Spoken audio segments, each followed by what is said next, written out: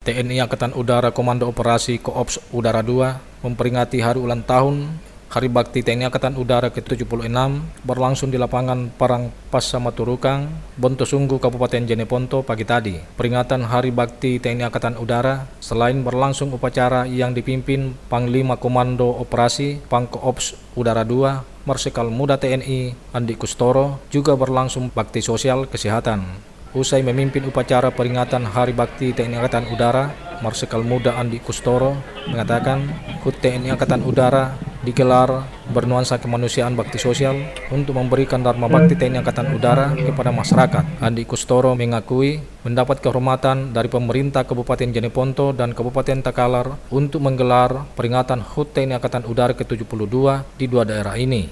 Saya bersyukur mendapat kehormatan pada Hari Bakti ke-76 TNI Angkatan Udara pada kali ini. Sebenarnya pusatnya ada di Sumatera Utara, namun setiap daerah kita melaksanakan kegiatan seperti ini sama. Dan ini kita pusatkan yang untuk di Sulawesi Selatan adalah di Jeneponto dan juga Takalar. Nah, ini tentunya saya sangat bersyukur dan berterima kasih kepada Bapak Bupati Jeneponto beserta seluruh jajarannya yang telah memberikan dukungan moral, dukungan seluruhnya yang telah diberikan kepada TNI Angkatan Udara sehingga pelaksanaan acara Hari Bakti ke-76 TNI Angkatan Udara ini bisa terlaksana dengan baik.